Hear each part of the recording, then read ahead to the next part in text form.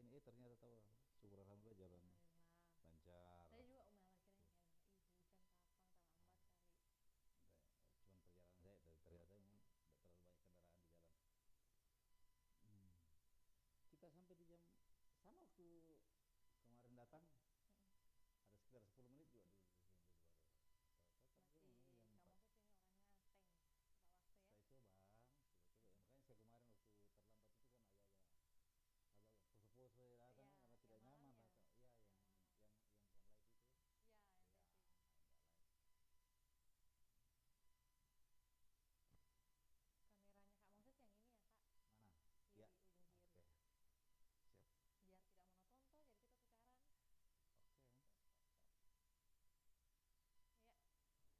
Kameranya Kak Moses yang ini ya Kak, mana? kiri, Ya, ujung kiri. oke, siap. Biar tidak monoton tuh, jadi kita putaran. Oke. Ya. Assalamualaikum warahmatullahi wabarakatuh. Selamat sore buat Tribuners dimanapun Anda berada. Tentunya salam sejahtera juga untuk kita semua. Senang sekali rasanya saya Fiorina Jeretno dapat kembali menyapa Tribuners dalam program spesial kita sore hari ini, program Ngobrol Politik edisi Senin 4 November 2024. Dan tentunya beberapa menit ke depan Vio akan ditemani oleh sosok yang tentunya spesial. Karena kali ini kita berjumpa lagi di segmen kali ini dan membahas lagi ya bagaimana elektabilitas dari pasangan calon yang menjadi beliau menjadi juru bicara dari pasangan calon wali kota di Kota Makassar.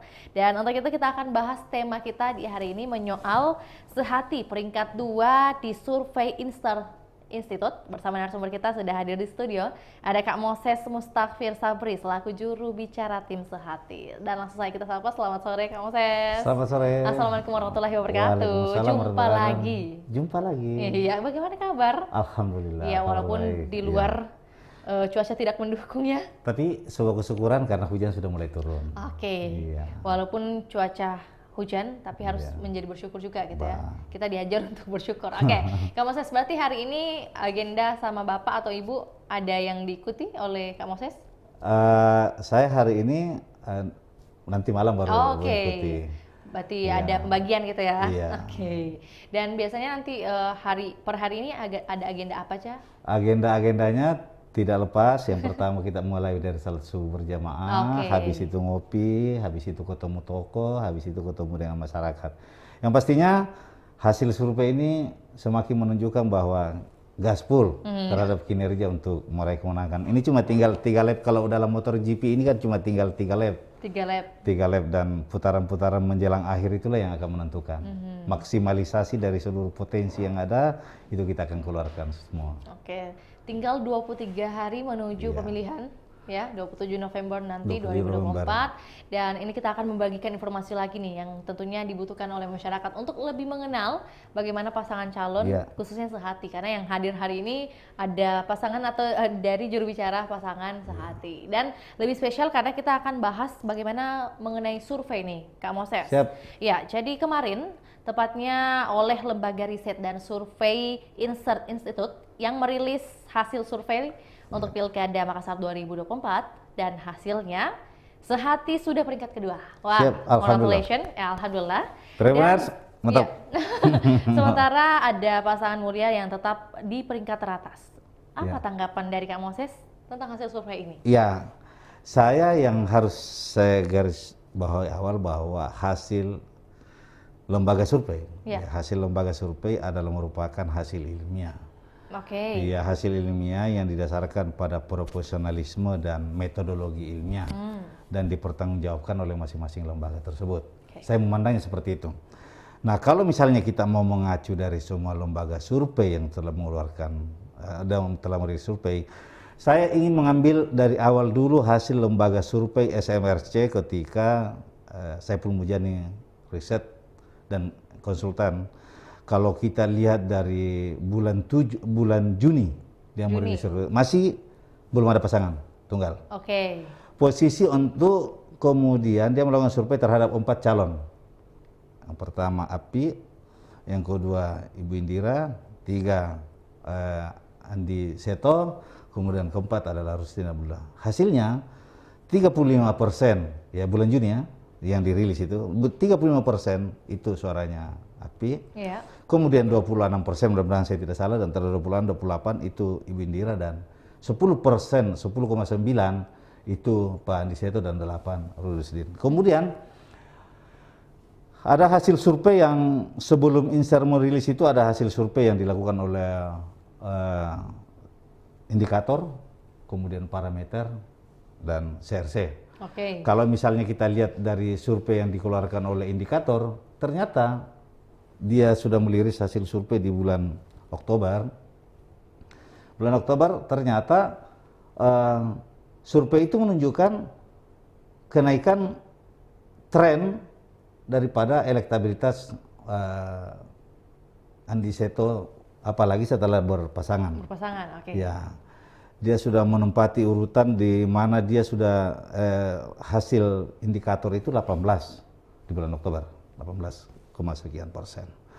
Terus API jadi 39%. Ya, dan Ibu Indira turun di angka 16. Ketiga, ya, peringkat kedua masih ada di angka 17-an lah, di atasnya Seto masih peringkat 2 untuk parameter. Tapi yang jelas turun dari angka 28. Dan terakhir ini Inser merilis hasil survei, Inser merilis di bulan November ini dia merilis survei dengan hasil survei di mana Andi Seto Ganiasapa dan Seto Reski ini menempati posisi kedua dengan angka 30%. Yang saya mau bilang yang pertama, saya mau katakan bahwa semua hasil lembaga survei kami anggap sebagai produk ilmiah. Produk ilmiah, dan kami tidak ingin kemudian mengkritisi apa yang menjadi hasil survei, karena itu adalah profesionalisme dan lembaga masing-masing. Yang saya katakan tadi, metodologi dan profesionalisme masing-masing. Tetapi dari lembaga survei ini ternyata, dari hasil lembaga survei ini ada 2 metodologi yang dipergunakan. Inser mempergunakan itu dengan stratifikasi, random sampling, dan semuanya. Kemudian yang satu, yang oleh pengamat ketika misalnya saya membaca, oleh pengamat mengatakan bahwa ini adalah merupakan sebuah keberhasilan karena dia keluar dari pakem yang selama ini. Tetapi yang saya garis bawahi sore ini untuk Tribuners adalah dari kemudian 2 metodologi ini yang harus saya raih, tren survei saya itu sangat meningkat dibanding yang lain, sangat meningkat. Kalau kemudian kita mau mengacu dari apa yang dihasilkan oleh RCMRC di bulan Juni, di mana itu kenaikannya API cuma 39, berarti cuma 4%. Tapi kenaikannya Seto, tren kenaikan survei elektabilitasnya dari 10 menjadi 18%. Itu indikator loh yang hasil temuannya. Itu masih indikator. Dan yang kami sangat bersyukur karena ternyata ada juga lembaga survei yang menemukan, ya kan, menjadi temuan dan potretnya ini menjadi hasil, potret surveinya ini menjadi hasil bagi kami bahwa ternyata sampai hari ini sudah mencapai angka 30%. Itu merupakan tren yang sangat luar biasa, dan kami sangat bersyukur seperti itu karena lembaga-lembaga survei yang memberi hasil dan memotret terhadap apa yang menjadi kinerja dan aktivitas yang dilakukan oleh tim, partai pengusung, dan kandidat itu sendiri. Berarti hingga saat ini mungkin boleh disampaikan nih Kak Moses, bagaimana Anda melihat, kan tadi secara profesional gitu, pastinya metodologi yang digunakan itu sudah yang seharusnya lah gitu ya. Tapi melihat lembaga survei ini sendiri, khususnya Institut, seperti apa sih di mata Sehati? Saya memposisikan semua lembaga survei ini sama.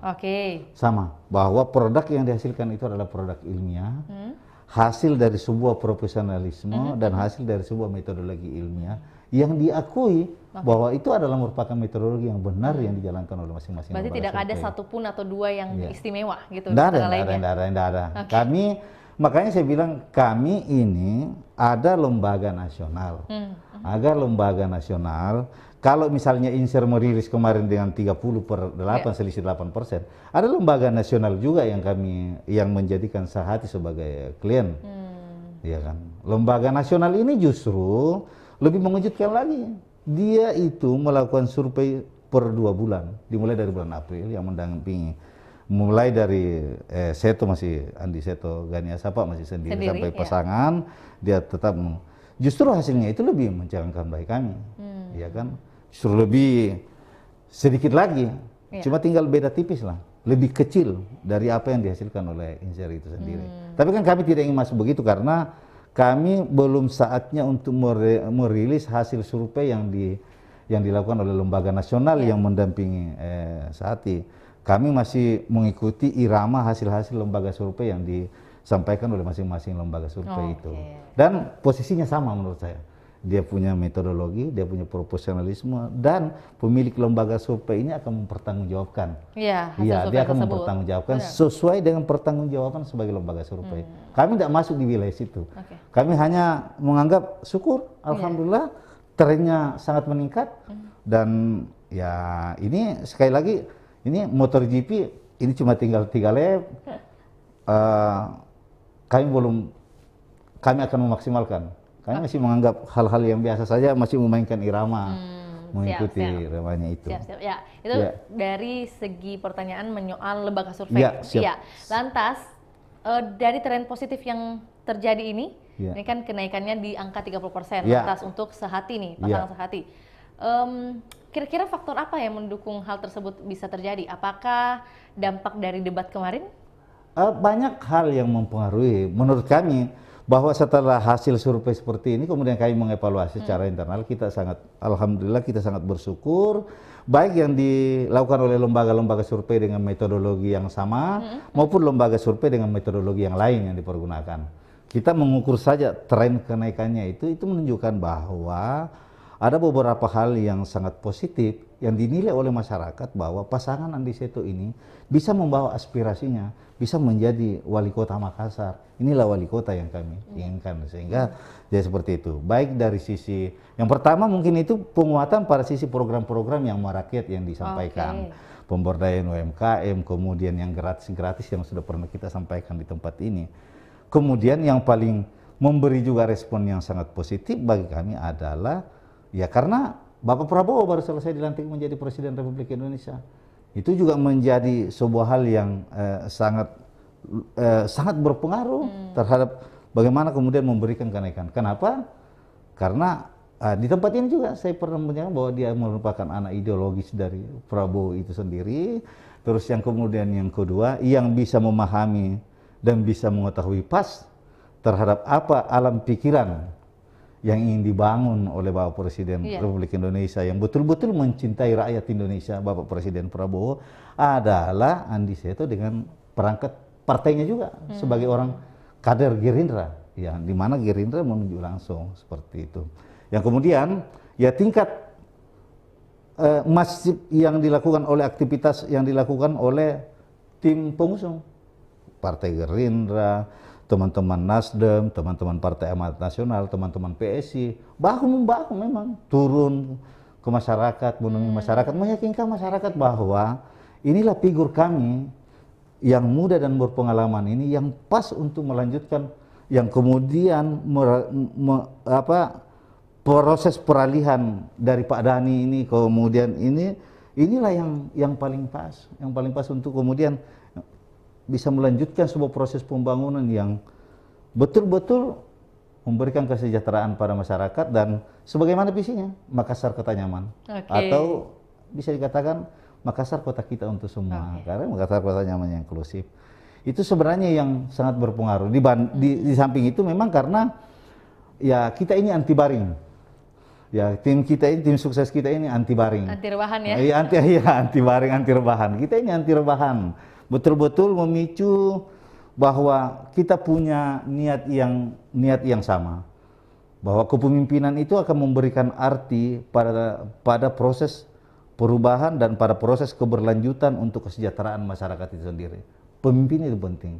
Oleh karena itu kita tidak boleh gagal dalam membawa dan oleh karenanya kita anti rebahan gitu ya. Pokoknya ya, ada anti rebahan ada semua dan alhamdulillah dukungan memang masif juga datang, relawan ada, simpul-simpul yang ada, itu memberikan kontribusi besar dalam tiap hari. Kemudian alhamdulillah elektabilitas Seto ini meningkat, baik yang ditemukan oleh lembaga survei yang lain dengan tren yang sangat positif maupun yang terakhir ini yang oleh Inser. Iya. Luar biasa dari sebuah kinerja tim secara keseluruhan. Oke, Kak Moses, tadi juga sempat disinggung Kak Moses bahwa dukungan atau juga mungkin istilahnya upaya-upaya yang dilakukan oleh partai pengusung. Iya. Ini kan ada beberapa yang sudah juga pastinya turun ke warga gitu, Iya. ikut serta dengan kunjungan yang dilakukan oleh Pak Seto dan juga Bu Reski. Kira-kira pengaruhnya memang sebegitu besarkah dari para partai pengusung ini? Iya. Mengapa demikian? Iya, kita karena yang pertama, partai pengusung ini adalah orang-orang yang baru selesai melakukan proses pemilihan. Oke. Pemilu dan Partai Nasdem pemenang. Oke, benar. 8. Terus ditambah dengan Partai Amanat Nasional 3. Terus 2 ditambah PAN, PSI belum mengambil suara. Terus ada Gerindra 6. Jadi ada 17 praksi.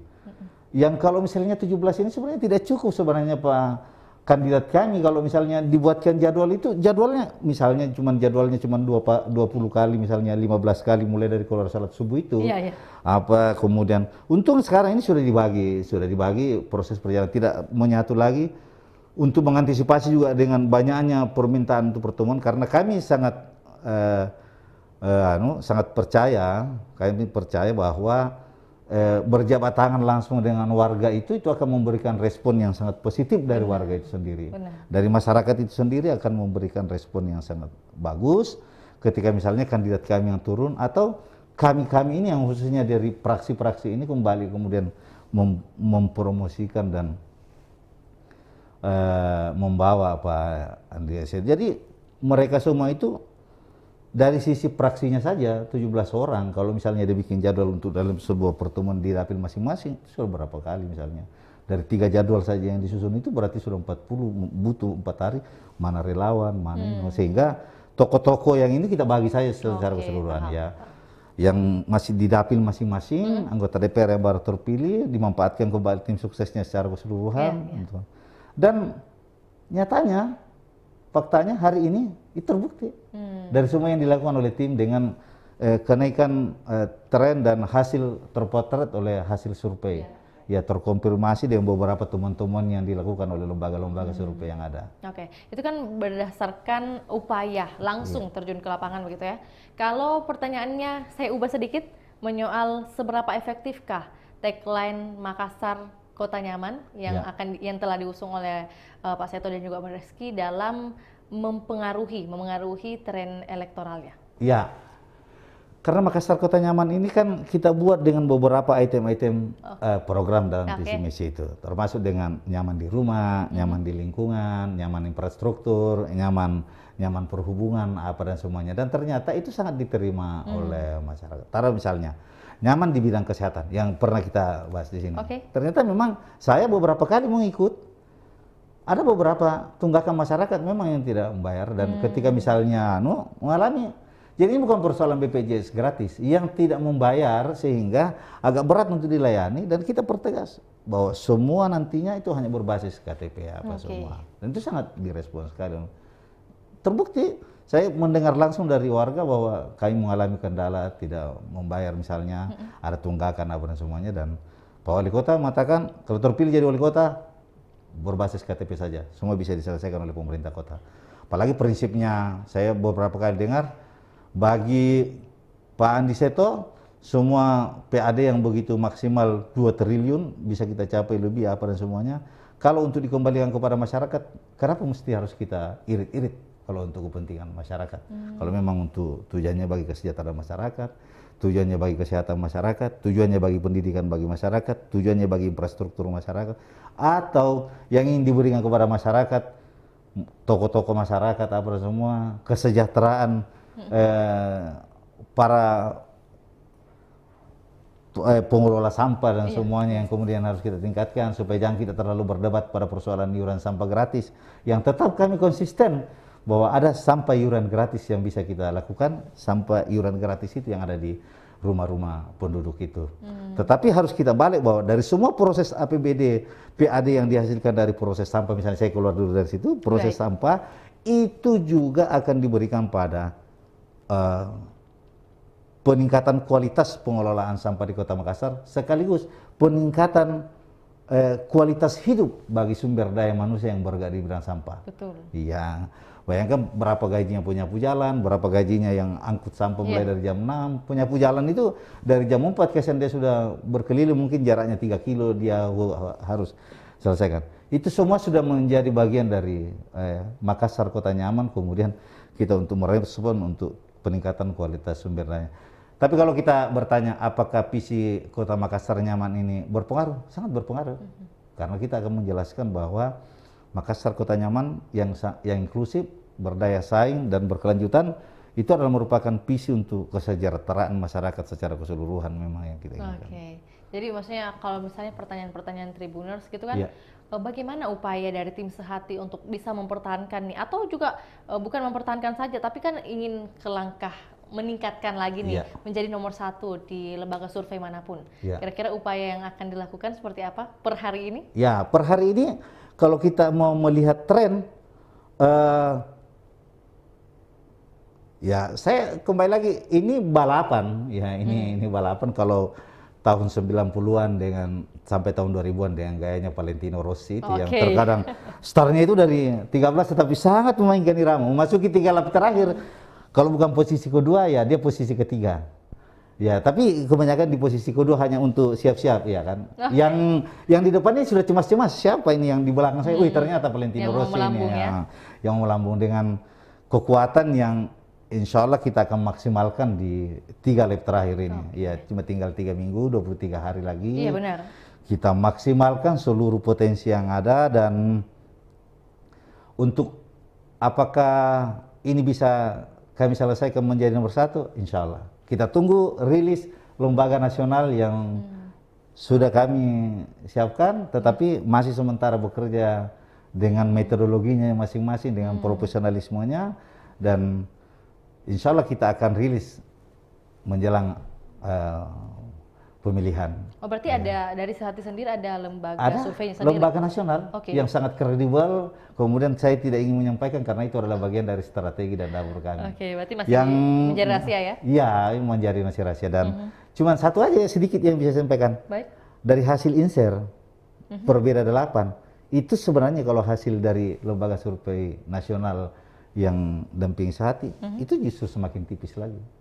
Itu sebenarnya masih jauh, itu terlalu lebar itu yang dihasilkan oleh inser. Tapi sekali lagi kami hargai semua hasil lembaga survei karena itu bagian dari peta jalan menuju kemenangan. Peta jalan menuju kemenangan. Oke. Iya.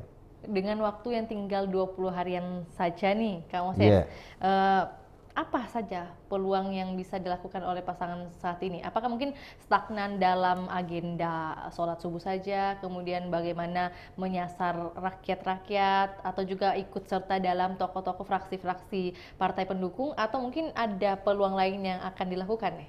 Sembari menunggu nih hasil survei dirilis. Sebagai seorang muslim, seorang muslim, saya yakin itu bahwa malam itu adalah tempatmu beristirahat dan pagi itu tempatmu berusaha dengan semaksimal mungkin. Nah, hitungan pagi dalam kajian saya itu dimulai dari salat subuh. Baik. Ya, jadi salat subuh kita mulai keluar berpencar di muka bumi, dan saya kira semua agama-agama yakini begitu bahwa carilah rezekimu di muka bumi itu dimulai dari pagi hari semuanya, dan itu kemudian kita jalankan. Jadi bukan hanya itu. Jadi kita tetap konsisten pada apa yang menjadi yang pertama, apa yang menjadi temuan dan rekomendasi dari lembaga-lembaga survei yang dipaparkan oleh media, itu menjadi catatan, dan bagi kita menyesuaikan juga dengan apa yang menjadi catatan di tim kita sendiri menyangkut masalah strategi, isu, dan gerakan-gerakan yang kita mau lakukan. Tapi yang pasti, ketemu tokoh, pertemuan, apa dan semua yang kita bahas dari awal, itu terus akan dijalankan. Sampai tetap dijalankan. Baik. Ya, pemeriksaan kesehatan gratis tetap kita jalankan dengan semaksimal mungkin. Karena juga di beberapa kesempatan saya juga melihat momen Kak Seto bahkan juga melakukan olahraga nih bersama para pencinta bola ya. Iya, ada futsal mungkin bareng-bareng gitu yang dilakukan oleh Kak Seto, dan itu juga akan selalu dilakukan. Iya, kita sambil itulah di dalam prinsipnya itu, dalam tubuh yang sehat terdapat. Iya kan seperti itu. Bahwa dia muda, berpengalaman dan itu energik gitu ya. Energik, ya main bola bersama dengan teman beberapa yang kelompok-kelompok elemen, yang soccer, kemudian ada futsal apa semua, itu tetap kita kasih jalan yang tersebut. Iya. Iya, dan ini juga pertanyaan penting lagi Kak Moses, bahwa Anda sendiri selaku juru bicara dari tim Sehati, bagaimana Anda melihat salah satu temuan survei yang menyebutkan bahwa 47% responden mengaku bahwa isu Prabowo di Pilkada Makassar memberi pengaruh terhadap keterpilihan kandidat. Apakah Anda akan menyusun rencana baru di Sehati terkait temuan ini? Mengingatkan tadi kita beberapa kali sampaikan bahwa Pak Seto ini merupakan kader dari Gerindra sendiri. Iya, saya kira alhamdulillah kalau itu menjadi temuan dan pas memang dia. Pas. Sejalan gitu ya? Iya, sejalan. Di samping karena itu saya katakan pernah kemarin di sini. Pertama, Seto adalah anak ideologis Prabowo, diusung oleh Gerindra, punya visi yang sama, ideologi yang sama untuk keberpihakan rakyat, dan punya program-program yang sama, program-program yang untuk memberikan betul kesejahteraan pada masyarakat. Bahkan terakhir ini ada keinginan untuk diminta kepada para pengusaha-pengusaha untuk mengeluarkan sumbangsinya, membantu anak-anak sekolah untuk pakaian gratis, dan semuanya. Itu sementara pakaian gratis yang dicanangkan oleh Pak Prabowo juga itu bagian yang sudah pernah dilaksanakan oleh Seto itu.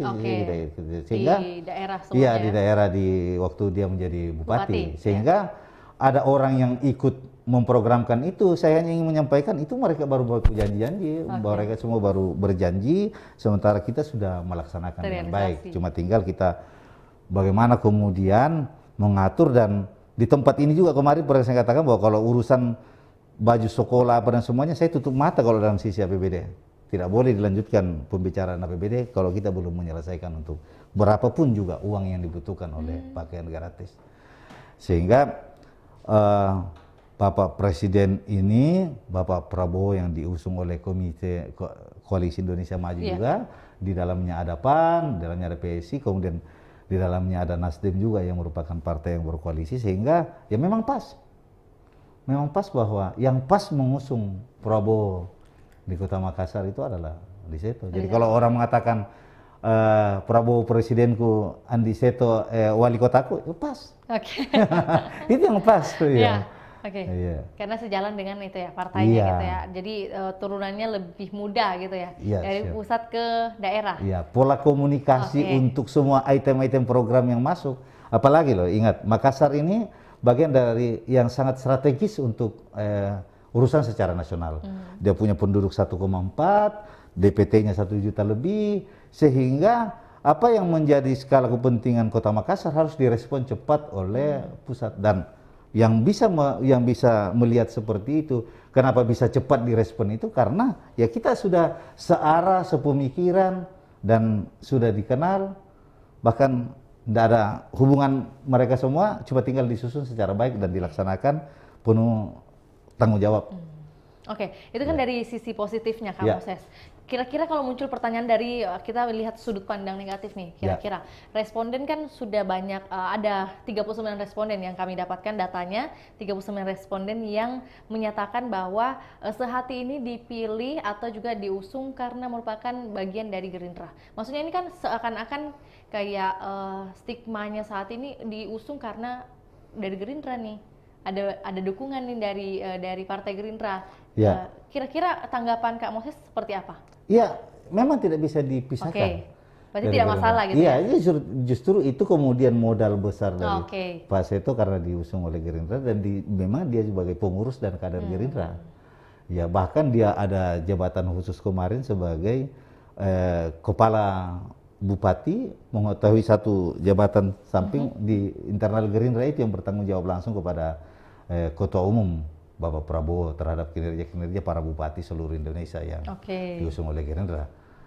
Jadi itu bukanlah hal yang perlu istilahnya menjadi catatan gitu ya, tapi malah menguntungkan juga ya bagi... Itu yang pertama diuntungkan karena memang dia adalah merupakan kader Gerindra, dan yang kemudian Gerindra juga menjadi urutan kedua pemenang di Kota Makassar, yang kemudian yang kedua diusung juga oleh Koalisi Indonesia Maju, walaupun misalnya minus yang lain, ada yang di calon yang lain, tapi ada Nasdem, ada PAN. Partai Amanat Nasional, ada PSI. Nasdem yang terakhir kan yang masuk Kim Plus dia. Ya. Jadi alhamdulillah.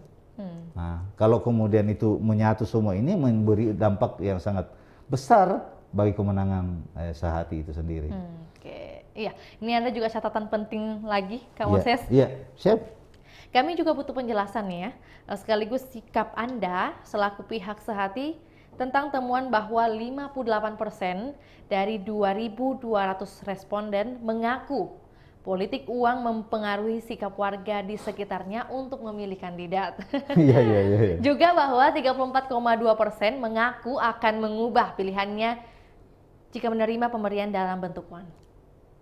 Ya. Ya, tanggapan Kak Moses kira-kira bahwa dengan adanya responden ini sebanyak 2.200 orang yang melihat atau mengaku politik uang, maka mereka akan memilih paslon tertentu misalnya. Ya, kalau misalnya temuan surveinya seperti itu, maka yang kami lakukan, yang biasa kami lakukan ke bawah adalah bagaimana kemudian meminimalisir, memberikan pendidikan kepada masyarakat untuk memilih pemimpin yang betul-betul programnya itu, visi misinya dan visi misi dan programnya itu yang betul-betul yang bersentuhan dengan masyarakat itu sendiri. Ya kan, Anda bisa misalnya terima hari ini, sementara baju sekolah anak-anakmu 5 tahun, ya kan, 1 tahun, 2 tahun bisa ditanggung oleh yang lain. Sehingga kita mencoba untuk memberikan pendidikan politik kepada masyarakat secara keseluruhan dari potret hasil survei seperti itu, dari temuan hasil survei bahwa ada pemilih yang belum menentukan pilihan, ada pemilih yang bisa berubah pilihan hanya karena persoalan misalnya ada money politik.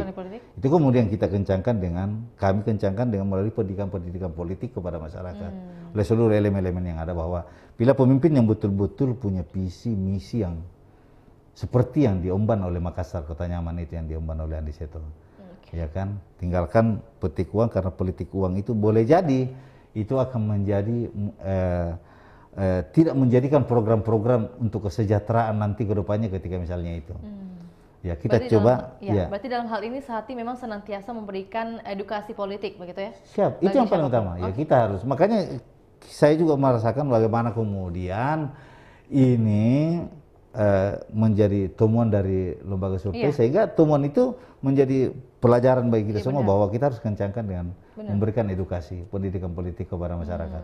Kita bayangkan kalau misalnya ada 39% yang hari ini menentukan pilihan, tapi ketika ditanya apakah masih bisa berubah di tengah akhir, sudah menentukan pilihan ini, ya kan? Dan ternyata kenapa dia bisa menentukan pilihan? Bukan karena persoalan program misalnya kan, seperti yang kita baca tadi, tapi kalau misalnya dia diberikan sesuatu pada akhir. Ini kemudian kita semua ini merasa bahwa kita perlu untuk menggerakkan pendidikan politik berbasis pada masyarakat yang di mana kelompok-kelompok itu yang kemudian menginginkan. Para pemilih-pemilih seperti itu kita harus sadarkan bahwa kita ingin memilih pemimpin yang betul-betul pemimpin yang memberikan visi misi yang berorientasi pada kesejahteraan masyarakat. Itu hanya itu yang bisa kami sampaikan kepada masyarakat sendiri. Dan Pak Andi Seto sebagai orang yang berpengalaman, ya sudah membuktikan, sudah terbukti bukan janji-janji, sudah terbukti dengan program-program kerakyatannya, itu menjadi pilihan yang tepat untuk warga masyarakat Kota Makassar. Oke, jadi memang senantiasa akan menghadirkan dan juga memberikanlah edukasi yang paling penting, karena kalau berbicara tentang lembaga survei, seperti yang dikatakan bahwa itu adalah hasil-hasil yang ilmiah, yang memang sudah menjadi catatan penting juga nih bagi pastinya pasangan calon untuk mengetahui kira-kira apa program apa yang akan dihadirkan atau juga disampaikan di tengah-tengah masyarakat, seperti itu ya Kak Moses ya. Oke, lantas mungkin pertanyaan penting juga Kak Moses menyoal tantangan nih. Kalau kita berbicara tentang tantangan, perolehan survei itu kan fluktuatif. Iya, jadi pastinya akan ada tantangan yang muncul untuk pasangan Sehati, kira-kira agar tidak downgrade atau tidak turun. Tantangan dari segi apa sih yang kira-kira akan menjadi pemicu, Kak? Iya, kalau saya lihat palingan kompetitor aja yang kemudian yang mencoba untuk melakukan downgrade, ya kan? Karena tidak ada yang ingin melakukan downgrading, downgrading ini kandidat kami kecuali ya kompetitor. Sehingga ketika misalnya ada upaya-upaya untuk menurunkan downgrading ini kandidat kami, ya palingan itu dari kompetitor. Oleh karenanya saya ingin memberikan pesan bahwa prinsip riang gembira itu tetap dikasih jalan. Baik. Tadi ada orang yang bertanya kepada kami bahwa hasil survei ada satu kecamatan yang disebut. Baik. Hasil survei menunjukkan bahwa kenapa nomor 2 sangat susah masuk di kecamatan itu. Kami jawab bahwa tidak. Ada juga lembaga survei yang menunjukkan bahwa sebenarnya di situ riang gembira pusatnya. Dia pusat riang gembira. Yang ini tapi saya tidak ingin masuk di sini yang saya sampaikan. Ya. Yang ingin saya sampaikan hari ini adalah mari kita berkompetisi secara baik kepada semua. Paslon 1, paslon 3, paslon 4, kita mengikuti, kita turun ke masyarakat, kita sampaikan program, visi, misi apa semua dengan menjadikan politik ini politik riang gembira. Karena semua ini yang juga sudah pernah saya sampaikan bahwa kalau kami pemenang, maka semua gagasan-gagasan dan ide-ide yang terbaik untuk masyarakat Kota Makassar yang disampaikan oleh paslon yang lain kemarin-kemarin kami akan ambil. Kami jadikan sebagai bagian dari program yang sama. Karena ini juga adalah untuk kepentingan masyarakat Kota Makassar itu sendiri. Nah, terlepas dari semua, insya Allah dengan kinerja terus ini, upaya-upaya orang untuk misalnya berpikir negatif kepada kami, itu bisa tidak dikasih jalan. Karena tetap turun, menemui masyarakat, berbicara dengan masyarakat, dan hanya kita yang menyampaikan bahwa pemimpin yang tepat untuk melanjutkan kepemimpinan Kota Makassar ini adalah paslon nomor 2. Ternyata ada cerita seperti itu ya di lapangan? Belum. Kita masih sangat riang gembira hari ini. Iya. Ya maksudnya ada. Kalau kemudian gitu ada yang kemarin ada yang video itu yang melarang untuk pasang-pasang balihonya, ya kan ada yang viral itu. Yeah. Sekarang serahkan semuanya kepada penegak hukum. Ya, kita serahkan sebenarnya penegak hukum karena kami tidak ingin kemudian terjadi konflik apa dan semuanya persoalan ini. Pilkada ini hanya 1 kali dalam 5 tahun, tapi pertemanan itu tiap hari. Itu yang kami junjung tinggi. Baik, Kak Moses, berarti kan ini dari yang disampaikan Kak Moses ini terakhir di kalimat terakhirnya maksudnya adalah bagaimana hubungan ke masyarakat itu harus tetap terjalin dan riang gembira. Gitu. Ya. Bagaimana dengan komunikasi di media sosial? Sama seperti itu. Kami di media sosial betul-betul fokus pada semua yang disampaikan bisa dicek-cek ya semua yang di sosial medianya, Instagram, TikTok, dan semuanya yang dikasih jalan oleh media sosial atau dumainya, dunia mayanya sehati. Coba untuk mengangkat hal-hal yang dilakukan oleh paslon kami. Yang dilakukan oleh tim kami dan mencoba untuk keluar dari gaya-gaya kemudian ingin menyerang pihak-pihak tertentu. Baik. Iya. Berarti ada satu kata singkatan baru nih, saya yang Vio tahu, Dumai ya. Kak Moses, menjelang debat pilkada kedua, di tanggal kalau nggak salah 13 November ya? Iya. Untuk Makassar, Pilwalkot Makassar nih, bagaimana persiapan? Ya, kami sudah siap semua. Karena yang ingin kita sampaikan itu adalah apa yang menjadi permasalahan pertanyaan itu disesuaikan aja dengan visi misi kami secara keseluruhan untuk itu. Jadi kami sudah siap, dan kami sangat bersyukur dari debat pertama kemarin, ya jelas yang mana baru berjanji, yang mana sudah melaksanakan, ya kan? Dan kami berada di posisi itu, bahwa kami adalah orang yang sudah menjalankan. Ya, bukan hanya dengan mengeluarkan janji-janji banyak, karena satu fakta itu lebih berarti dibanding dengan 1000 janji-janji yang kita keluarkan. Dan di situ posisi kami, saya garis bawahi terhadap itu yang bisa di-highlight gitu ya, terhadap posisi paslon 02. Dan ke depan lagi untuk debat itu kami juga sudah persiapkan dengan beberapa hasil-hasil dari prestasi-prestasi yang disampaikan, prestasi selama jadi bupati ya. Dari sekian ratus prestasi-prestasi yang diberikan kepada paslon kami dan prestasi-prestasi Ibu Reski selama menjadi wakil rakyat dalam pemenuhan baik pada persoalan legislasi, penganggaran maupun pengawasan, itu dikombin saja dengan beberapa pertanyaan untuk membangun Kota Makassar itu semua. Iya. Jadi optimis untuk di debat pilkada kedua, Pilwalkot Makassar, tren positif atau elektoral dari pasangan saat ini bisa naik ke peringkat pertama? Insya Allah. Insya Allah. Iya. Dan kami menantikan nih, kapan akan dirilis untuk lembaga survei sendirinya ya, tingkat nasionalnya ya? Iya, tenang. Oke. Dalam waktu dekat kah? Boleh di-spill? Iya, dalam waktu dekat. Ya, berarti untuk closing statement kita, Kak Moses, untuk bagaimana membuat masyarakat memahami gitu ya, terkait lembaga atau juga hasil dari lembaga survei Inster Institute yang baru-baru saja ini kita ketahui bahwa pasangan sehati di peringkat kedua. Ya. Kira-kira apa yang ingin di-highlight nih atau yang menjadi garis bawah dan ingin disampaikan ke Tribuners? Ya, Tribuners yang saya sangat hormati dan kami sangat bersyukur dari beberapa temuan dan potret hasil lembaga survei dan yang terakhir ini itu sama menunjukkan bahwa dengan metodologi yang berbeda kami ditemukan bahwa pasangan sehati ini trennya sangat positif dengan metodologi yang berbeda. Coba metodologi yang sama, kemudian hasil yang berbeda, mungkin agak-agak kami berhitung dulu. Tapi karena ini adalah metodologi yang berbeda gitu ya? Tapi dan hasilnya juga berbeda. Tapi yang saya harus garis bawahi bahwa tren sangat positif, meningkat dan semakin menuju ke arah kemenangan yang tipis dengan paslon nomor 1.